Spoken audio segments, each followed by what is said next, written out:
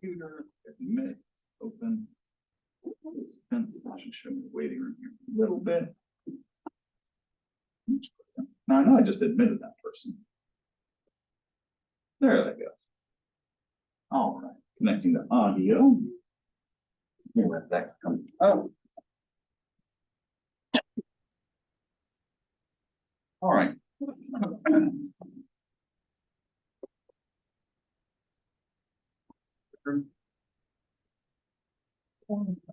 2. Let's move this over to the whiteboard a little bit. That's fine. Zoom actually updates faster than the display over here. That's too long. That's weird. Okay. And so tell me what's going on in the world. Anything going on in the world? No? Okay. Here's some stuff that you should be aware of. 10, 11, 13. I'm going to be in Little Rock for SWACJ. Southwestern Academy or Association of maybe it's Academy. Criminal Justice. This is a regional association for criminal justice. This is a little bit unassociated with this and already people roll in and online people come in. We'll talk a little bit about this. So this is a Wednesday, I think the 11th. We won't have class that day. I may make a video for you to watch. That's going to depend on how, if I get free time to have a couple hours to make a video between now and then. That's not that far away. In terms of things that you should probably keep in mind, this is a regional one. It usually comes up around October every year. We have one in November, and that's going to be, that one's ASC. And then we have one that's usually around March, can be early March, late March, can be as early as late February. That one you've probably heard of in other textbooks, other courses, ACJS. You guys heard of that one before? You're in methods. You've heard of that one before? Probably, but I don't remember it. I know, I'm sorry. Okay. So this one's the American Society of Criminology. This one is the American Criminal Justice Society. Kind of practitioner oriented. This one's kind of academic, or you could say research oriented. This one's regional, so I'll have a little bit of both. Why am I talking about this? I'm not going to this one. Can't remember where this one's at. Next one, this one's in Chicago. Last time I went to this one, it was in San Francisco. It's been a couple of years, but they rotate between places like San Francisco, Florida, Texas, Washington, D.C., New York City, Philadelphia, all over the country. Every year they pick a different place. And that, in fact, if you type in, ASC criminal justice or just ASC, I think ASC might pull in a few other things. You'd probably say criminal justice. It will give you a list of, okay, for the next 5 years, here are all the places that we'll be meeting, right? This one lasts, both of these last about 5 days, sometimes a little bit more. What you have to do while you're there, give a presentation. Right, that's what I'm going to do. I'll talk for probably 20 to 40 minutes. I've got 3 presentations as of right now for this, so I'll probably talk for about an hour across that time period. There'll be other things going on, social networking, that kinds of, those kinds of things. University pays for this. I don't pay anything. I pay for my membership in here. It's less if you're a student. With that, 1, 2, maybe 3 paid vacations in a single year. Oh my God. It works that way for students too. Of course, funding is going to be part of the thing there, so you have to find the funding, but free vacation to different places across the country, food provided, travels provided, hotel rooms provided. Like some of the places, if you're over 21 and you can hold your alcohol, you don't drink so much you're gonna get drunk. It's like, hell, you might even have a couple drinks, right? Do you imagine what it'd be like to go sit down and have drinks with someone who's a leading person in the world, in any field, in any area? You can do that. I just talked to my intro kid and I actually got a little bit of a response. I'm kind of surprised, which is why I've talked about it here. Let me show you something. If I said routine activities theory, have you guys ever heard of that? Routine activities theory? Have you guys taken theory yet? Okay, you'll hear about it. It is a very, very simple, very easy theory. I'll show you guys this, and then we'll jump back into class. All right, share screen. Yeah, this is one. Okay, so if I said Cohn and Felsen, routine activities theory, yeah, open it. Go ahead. All right. 1979, routine activity approach. Marcus Felsen, Lawrence Cohen. What is routine activities theory? You read this thing, and here's what it is. Argues structural changes in routine patterns can influence your crime rate. What affects crime? 3 minimal elements: motivated offenders, suitable targets, and absence of a guardian. You have those 3 things, guess what? You got crime, right? You can map that out across the city. This is a theory that's kind of underneath any hot spotting, any ecological theories, anything like that. And let me show you this. Jump back to this. Yes, Felsen, yeah. Oh, open this up. Go ahead. I saw your dissertation on this. Wanted you to revisit and calculate some of the stuff we were talking about. I hope you will publish your results soon. Maps. I'm not looking for any credit. I just don't see it in print. Marcus Felsen. Oh, Marcus Felsen. Right? That's just one person. With any faculty member in our department, you can find a major leading name in our field as a direct connection. Right? They're going to be big things, big opportunities. Could you imagine being able to sit down, have a drink, and discuss something like this with the person who wrote it 50 years ago? This was only 40 years ago. But yeah, like hell of an opportunity, right? I think I was talking about work when I said work for free. You do that for a year, you'll find yourself there. You'll find yourself in these kinds of conversations. That's the kind of opportunity I was offering. That opportunity is still open. If that is something that interests you, trying to figure out what you want to do with your career, it's like, that's a hell of one. I'll tell you a little bit from firsthand experience. It's been fun. I've only been doing it for a few years. It could be something you can do, any one of you. Just got used to it. So that opportunity is there. Reflex is increasing. I am getting healthier again. Not quite as often as what I was last time. Keep that in mind. Why? Because if you want to do this as a career, this right here, it's goddamn ladder. Take you as high as you want. All right, that's enough with the bad language and talking about this. At least about talking about this. I'll probably use more bad language. I like bad language. All right. So that's that. That's something to keep in mind. Don't let those opportunities pass you by. Oop, more people. Stop. It's breath. Okay, so we were last talking about, I'm going to share screen again. Not that. Where's my mouse? Right there.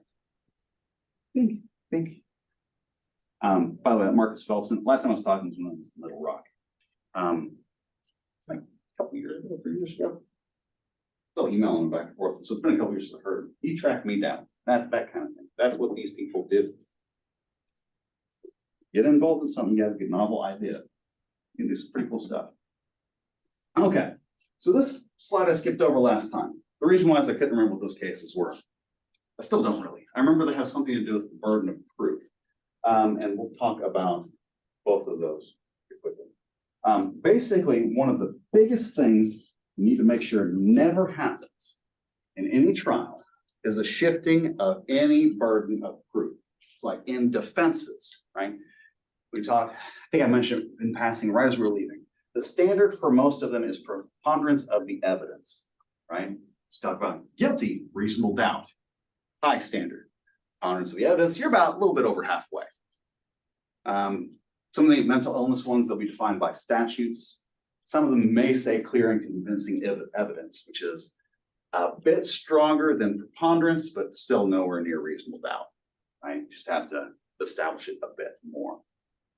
Where you run into issues is okay.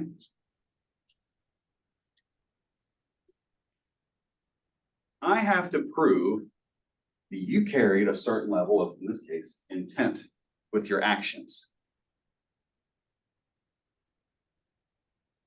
I'm going to see.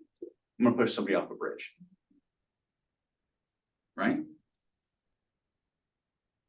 Pretty dangerous prospect.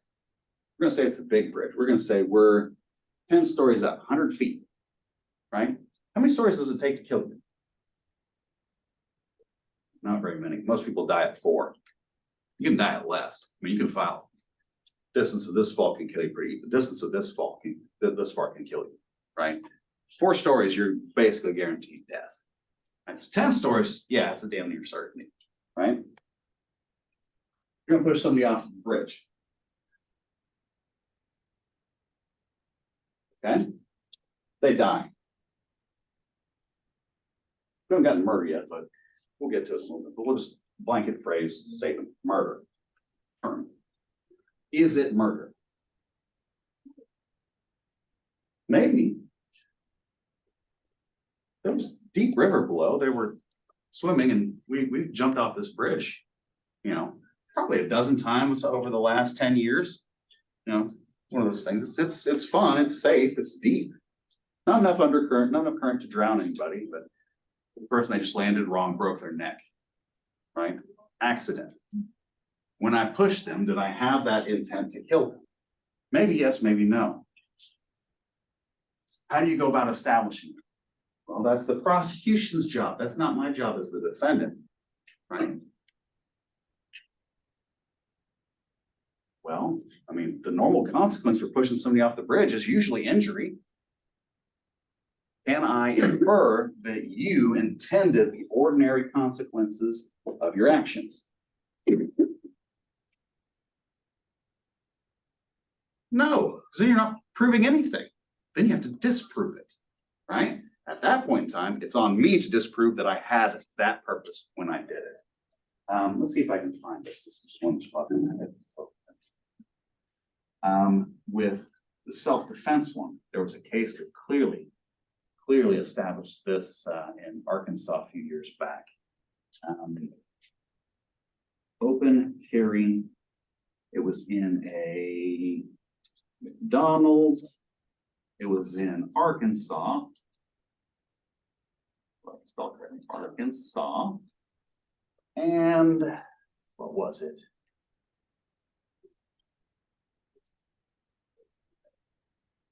Let me find it. That's not it. Let's go to the news. Of course it's not popular. Yeah, well, of course that's not popular.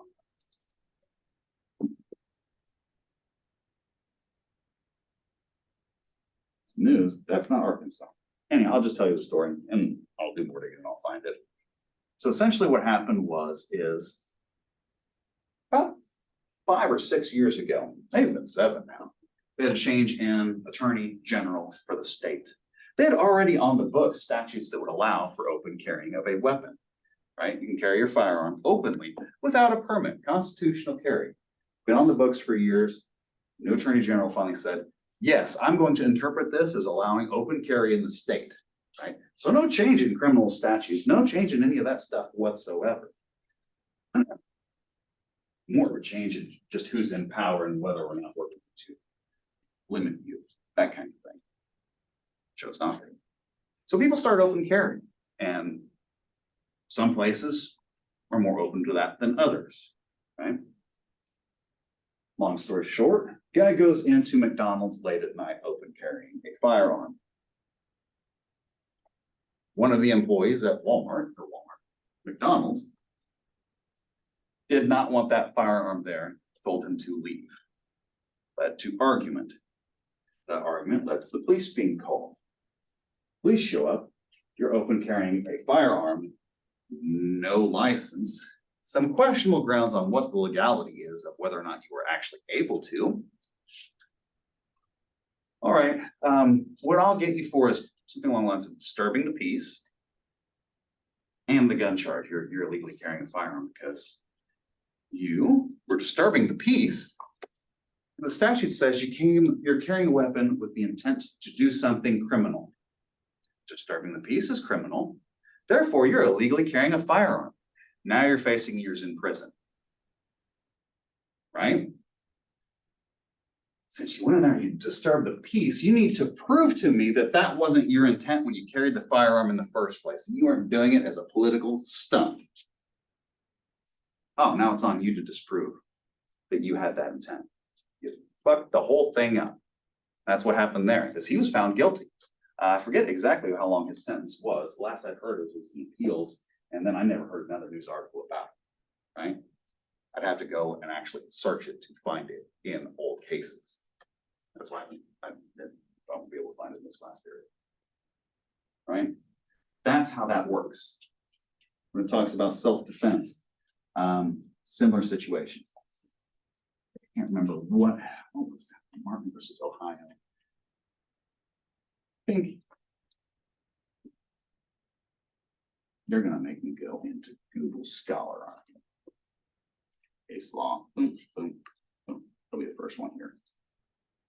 Every person accused of an offense is presumed innocent until proven guilty beyond a reasonable doubt. Burden of proof for all elements is upon the prosecution. Okay. In this case, it was the instructions. Elements of self-defense must prove. Defendant must prove. Defendant was not at fault for creating the situation. Defendant had honest belief that they were in imminent danger. Did not violate any duty to retreat or violate or avoid danger. Statutes. This case, it came into that directions. The directions, if I remember correctly.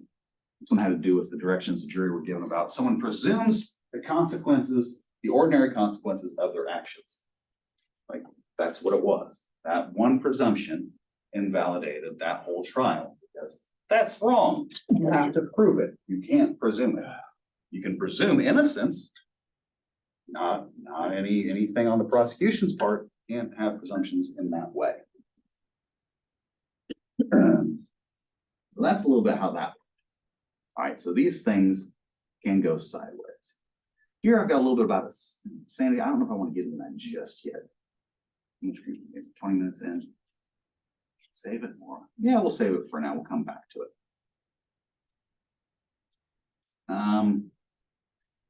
Where's that? Talking about it. I want to show you it in here. There we go. That's right. This thing doesn't show. That doesn't let me. If I make this bigger, it won't show it any better. Let's just do this. And make it a little bigger. Physical or deadly force against an intruder. Hereby recognizes the absolute safety within their homes, places of business, established policies regarding weapons, so on and so forth. Regardless of official capacity or lack of official capacity, creating bodily harm when using defensive forces and likely cause death if person against whom defensive force is used is in the process unlawfully forcefully entering, has entered a dwelling, occupied vehicle, Okay. We talked about any self-defense stuff in here? Okay.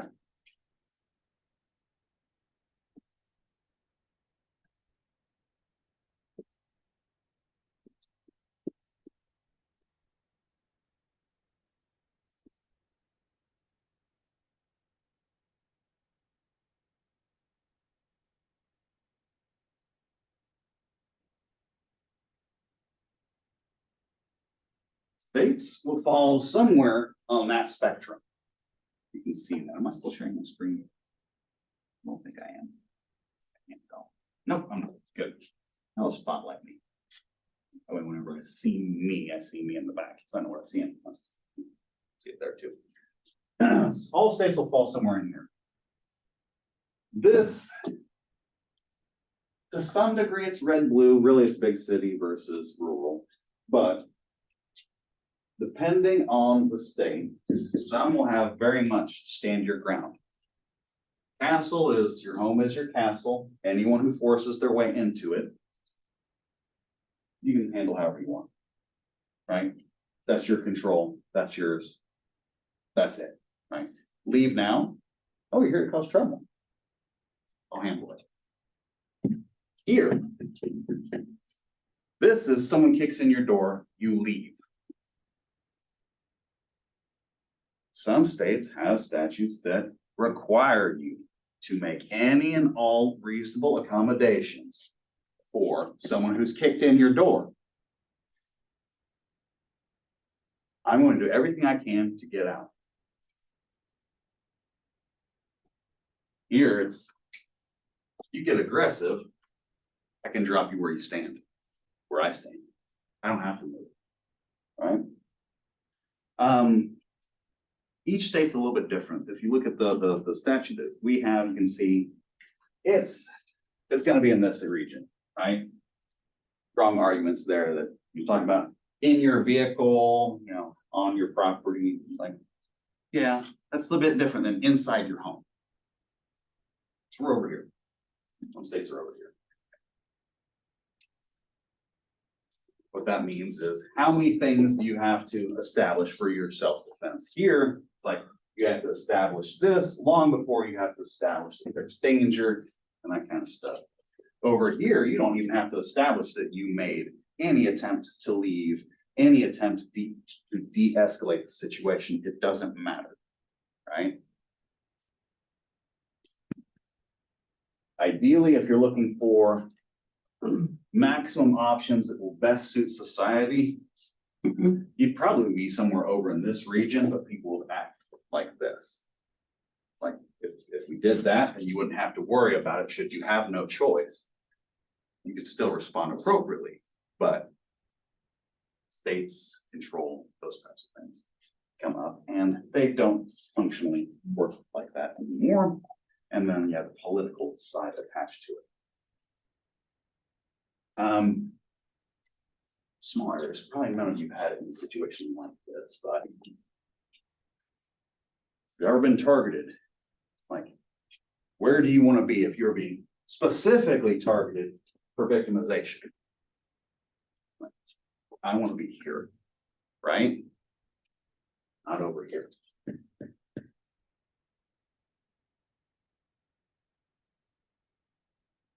All right. Let's see other things we need to talk about here. Somebody's phone vibrating. It's not mine, is it? It is mine. Damn it. Who's calling? Rick, she knows I'm in class. She did that last time too. My wife. All right. Here, presumption B does not apply if the person whom defense forces use had a right to be in that place. So yeah, your roommate, you got kicked out of it because it's like, do you still have that right to be there or not? Okay, first sought to be removed, or children, granted from children. Uses defensive forces engaged in unlawful activity. There you go, there's that same little clause that got that guy in Arkansas, right? You're engaged in unlawful activity. What does that mean? What does that look like? That's going to be up to interpretation. Okay.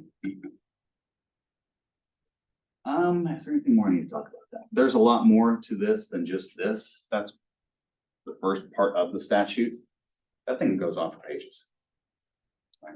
So you want to be very familiar with that if you ever decide that you are going to, 1, carry a weapon, 2, own a weapon, 3, use a weapon, 4, realize that you might not have any choice, right? Someone may make that choice for you. That's the difference between these things. Here, you have to figure out whether they're here for you, someone else there, or something in your house. Here it doesn't matter.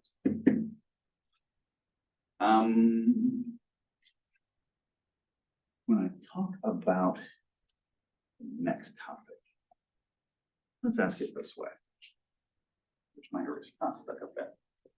It's because it's falling apart. Brought in an eraser the other day. By the way, those statements, castle doctrine, duty to retreat, those types of things. They aren't always called that. You have to sometimes read the statutes to interpret it. Like this one, it's like, you start getting over here pretty quick. It won't say stand your ground necessarily. Sometimes they will, right? I think Florida's might actually say stand your ground, but other states that are similar won't necessarily call it the same thing.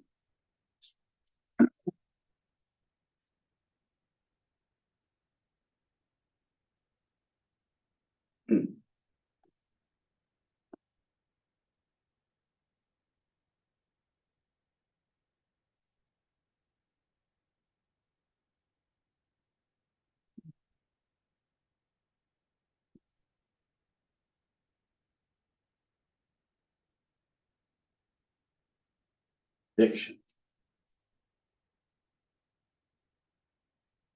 Do you have any of those? No? No one wants to. Okay, that's fine. I shouldn't ask that. Caffeine, yeah. I like caffeine, I like nicotine. There's probably some others there too. The opioids were always fun. Yeah, there's plenty of things you can do. Right? When we start talking about addictions, some are serious, some are not.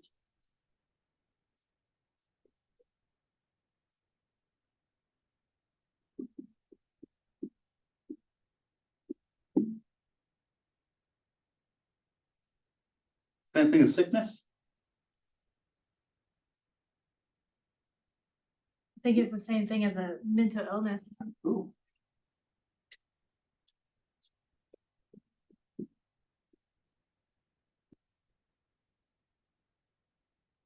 Yeah. Okay.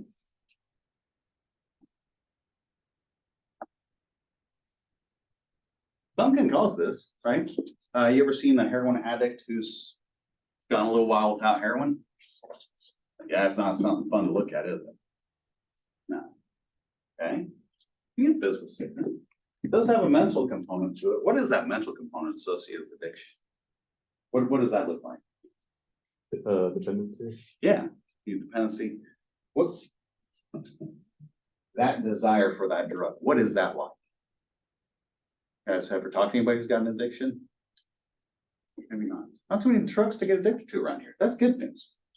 Right? That's kind of what that means right there. Is to get them exposed to that so much. Yeah.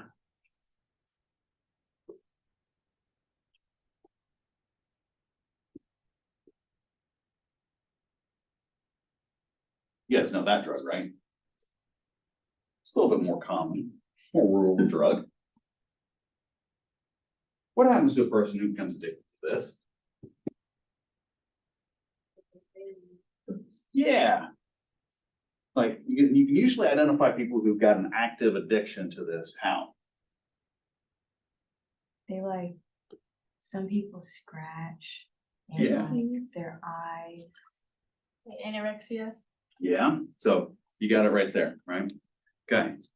Movement's weird, right? They're scratching a lot, right? Their presentation is not going to be good. Hygiene's not usually going to be good, right? You're going to have a lot of stuff going on. You can identify people like that. If it's a bad case, pretty easily, right? Kind of what's going on in their mind. How much of their mind is revolving around that? Yeah, active thought throughout most of the day, right? Everything is going to be geared towards this. To what degree is that addiction driving their behaviors?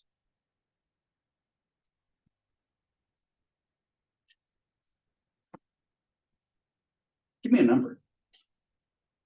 1%, 100%, how much is that addiction gonna be driving their behavior? At least 70, 80. It can be.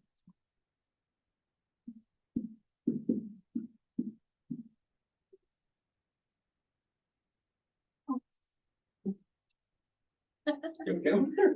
Yeah, I was using the front of this as leverage and it. Yeah, those chairs, I don't like those chairs. I've done them myself. Thank you. Okay. So if it's 70, 80% related to this drug. You're probably gonna be dealing with one of those people that, yeah, movements are very, very high energy, erratic. Not gonna the teeth. Chemicals kill the teeth. I mean, they do that fast, right?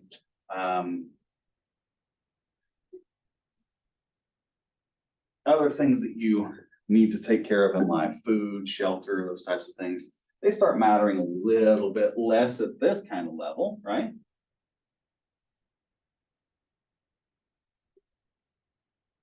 Get that addiction high enough, you don't get that drug, you die. And that's for all of them, whether it's alcohol or anything. You get addicted to that stuff, you go off of it hard, you got a real strong addiction, that's death. It's like, you can't just stop, okay? Got this addiction, it has a very, very real physical sickness associated with it, which could, in fact, lead to your death. It's definitely affecting your cognitive abilities. Oh yeah, we're talking about defenses again, right? How much is any criminal behavior that's associated with you fulfilling your addiction is actually your responsibility? So how much of it is actually responsibility? You can go back to that, okay? So if it's this, how much is of that crime? We'll say it's a low level. Ooh, we'll do this one. It's a lady walking the street, she started going through the neighbor's stuff. Might have been homeless, might not have been, couldn't really tell. We had a bike stolen a couple weeks back. That's how you did that, right? Bike stolen. Steal a bike, go sell it, get like 20 bucks, right? That's gonna go straight for those drugs. Is how much of that crime is that person responsible? All of it. 100%. Well, I mean, like, it's kind of like when you're drunk and you kill someone, you're still responsible for the death. You can't legally, what you do is you, nothing Yeah. else. From a functional standpoint, yeah, this is exactly what we do, right? That's exactly what, you're still responsible for that. Yeah, things weighing on you though. Oh,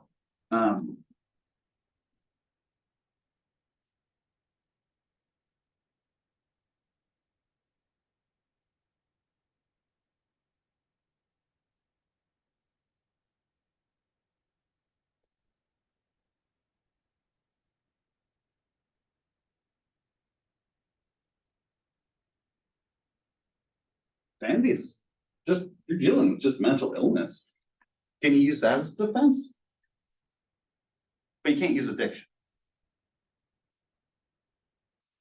Okay, there are some distinctions there.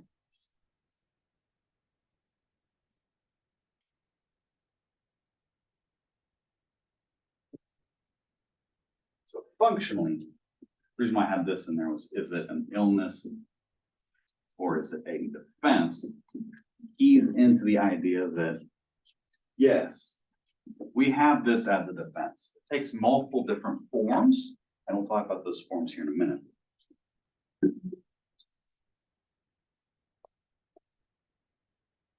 This illness, you can use it as defense, or what you can do is use it, really what you say is intent. I think that's what intent versus defense. You can use it to negate intent, right?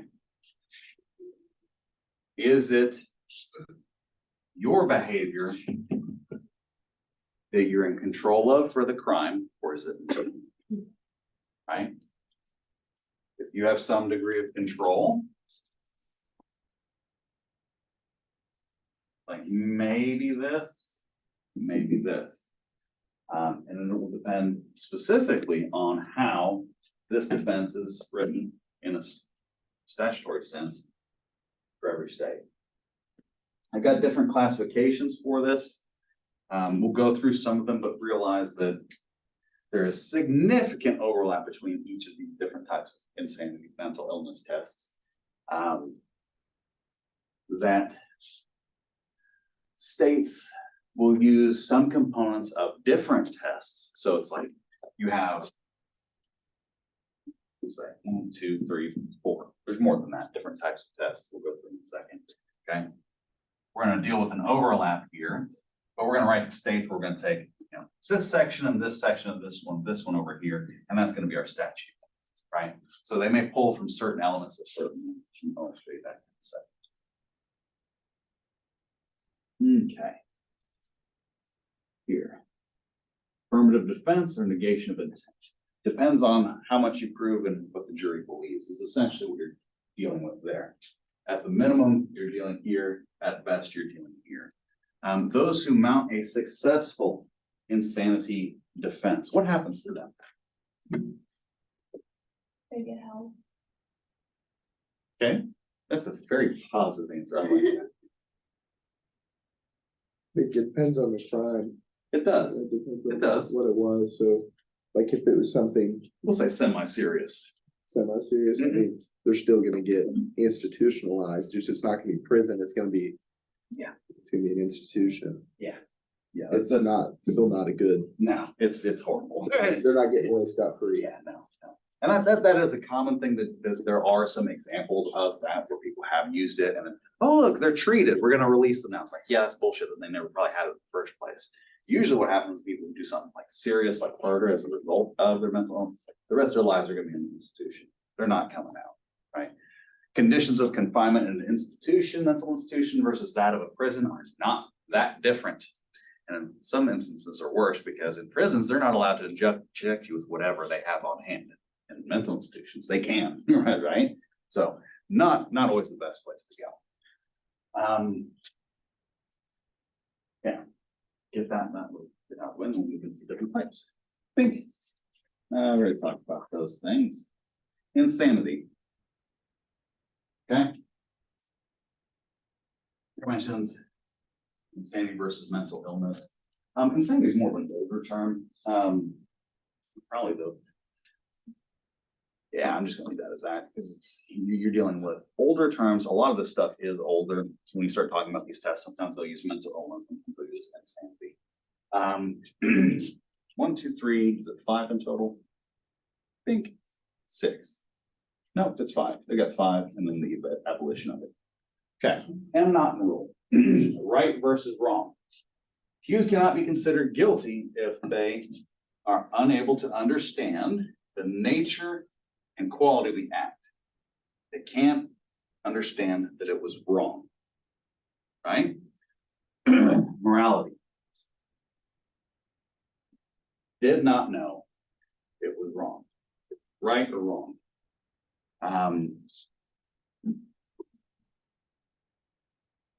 Let's go through all of them and I'll give you some examples. Irresistible impulse. You may have known it was wrong. Can't stop it anyway, right? Durham rule, also known as the product. Accused is not responsible if it was the product of the mental disease or defect, right?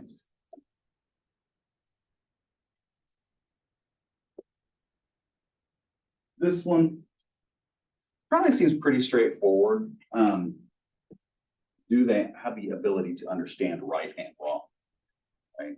Because that's what you're doing. For example, schizophrenia. Have you ever had any dealings with anyone who has schizophrenia? A couple of you. It's like, you know how wild that can be, right? Yeah, completely unpredictable.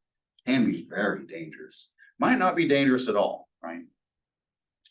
Now, in the middle of a break where they're having significant issues, it's like, are they gonna understand what they were doing was right or wrong? No. A family member has it, the first time he had a break, he was institutionalized. I remember hearing about how he'd been in fights and stuff like that in the mental health institution. But probably the most interesting thing was talking about him about his congressional run. It's like, yeah, it's like, dude, you're just all over the place. Like, probably not gonna be much you can do to help that person. Right? Irresistible impulse, kind of a bad example, but it worked for this. He studied psych, obsessive compulsive. People try to fight that. It's like, that doesn't work very well. Right? You just can't control it. It's there. Another example would be like Tourette's or seizures. You might be able to tell one's coming on. You're not gonna be able to stop it. Whenever it hits, it's gonna hit. The product one, that's just basically saying that if it weren't for this disease, would that behavior ever occur? Right? From there, we get a couple more. I think substantial capacity. You have that inability to appreciate that it was right or wrong, and you have the inability to conform. And the last one is guilty but mentally ill. You're still having psychological issues, but yes, you are still responsible. So there's varying levels. Here it says, guilty may be punished, treatment first. Right? Once you're treated, at that point in time, if you still have a prison sentence left, it's like you're gonna go serve that. Right? And that's usually what happens. Okay, you'll be treated, you're sentenced to X number of years, and yeah, once you're better, you're there. Right? Some have abolished this as a defense. You know, something to tell you about that. It's one of those things that is very, very difficult. Because this opens that door for things like, well, one, is there criminal responsibility? And how do we look at these things, right? Take any crime out there and ask yourself, are there crimes out there that only those who are already sick would commit? Think, we'll go sex stuff, bestiality, animals, children. You know, if you're gonna mass murder people, it's like, are those people who are healthy to begin with? Probably not, right? You got some serious problems. Are they insane? Do we hold them responsible? It's like, if we allow it for this, why don't we allow it for other things like addiction? Because that's also a sickness. That's a medical thing too, just like this is. You haven't figured that out too well. We're still listening. That one probably will for some time. Some states have moved away from this. Most still have it. From there, we can talk about those. Entrapment, that's the stuff I want to get to. We'll get to that in a second. So, intoxication, no defense.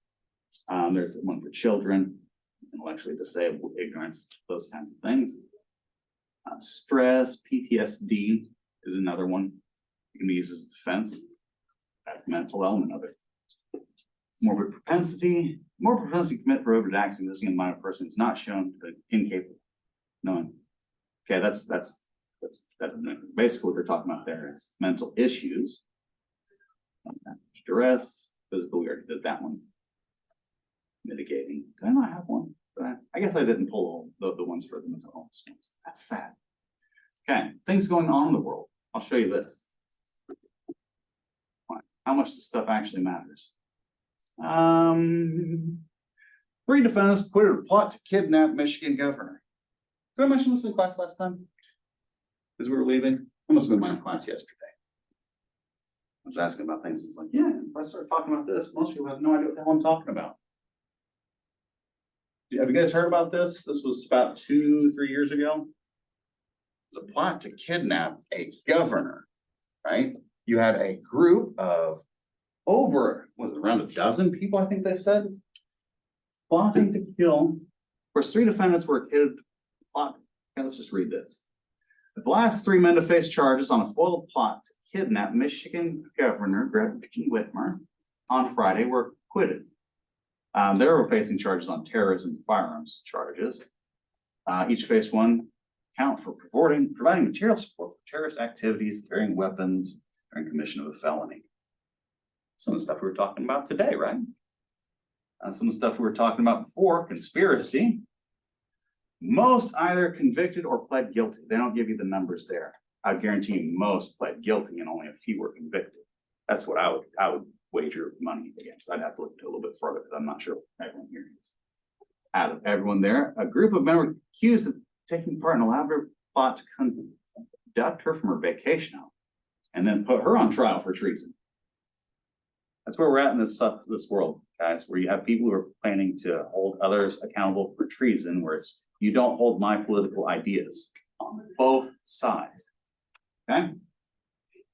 I hope the kidnapping would lead to a violent uprising and civil war. Yeah. Says motivated by grievances related to 2020 election, COVID-19. Federal judge sentenced group's leader to 16 years in prison, 19 years in prison. Both men were convicted of domestic terrorism conspiracy. Yeah, they were last of a dozen men. What was that next article I had in here? Let's see what that one is. Roles of FBI and informants muddle the Michigan governor kidnapping case. It's starting to sound a little bit more familiar. I think I saw you shaking your head yes a little bit. Okay. Out of the 12 men, F, agent. I'm not going to pull it up. Of course, it's not going to search button. Let's try that again. Let's make it a little smaller and see if that makes a difference. Still not recognizing words. We'll just follow the art. In more than 1,000 hours of secretly recorded conversations. United Michigan. Two men descend. Let's see that.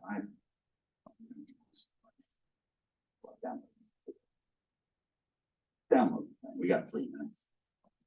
What I want to show you is how many of those people are informants or agents themselves. And if you're an informant, you are technically a governmental agent.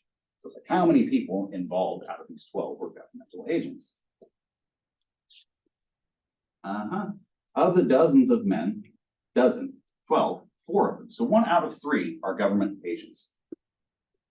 Right? What am I talking about here? I'm talking. Where is it at? Right here. Entrapment and outrageous government conduct. Okay, entrapment. Here it says, defendant was induced by a government agent to commit a crime but would not have been inclined to commit. Tell me about 1,000 hours of conversation. How much of that is people introducing the ideas into someone else's mind and getting a patsy? It's like, there is some of that. There will be some of that. How much determines whether or not entrapment is a possible defense, right? 2 tests for entrapment, states do in various ways. There's, you're going to classify them as subjective and objective. Subjective focuses on the defendant, right? Best way I've heard it put is, in that case, if you've got a history of said crime, you don't have this as a defense. Be prostitution, right? You've been convicted of prostitution, you don't have it as a defense where they use a subjective test. They use the objective test, you would. That's where they look at the government's actions, right? That outrageous government actions, it's like, that's all kinds of stuff, whether it's stuff like what we just saw, where it's, hey, you spent the last 2 years and however many hundreds of thousands of hours trying to get people to start this plot. It's like, yeah, that's a problem. Or it's something like, hey, there was a convenience store robbery 3 counties over, same day that you show up with a bullet wound to this hospital. A few hours later, it could be you. There's only one way I can get that bullet. I'm going to have to put you under and surgically remove it from your body to get the evidence to use against you. I literally have to go inside of you to get it. Can I go get it? Realize that had to have been put, that was a question that had to be asked, right? That's what we're talking about. People have done that kind of stuff. Is it your responsibility? Is it right to have the government step that far into you, quite literally, to be able to charge you? Well, it doesn't have to stay there. All right. We'll talk about these last 2 things. I probably should talk when we talk about guns. We'll finish those up next time, and then we'll move into the next section. Okay. Cool. You guys have fun? Learn some stuff, maybe? Cool. I forget what I said about conferences. 3 vacations, careers, stuff like that.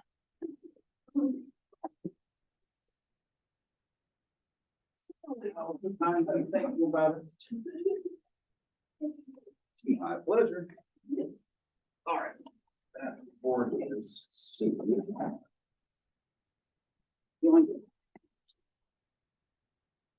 Okay.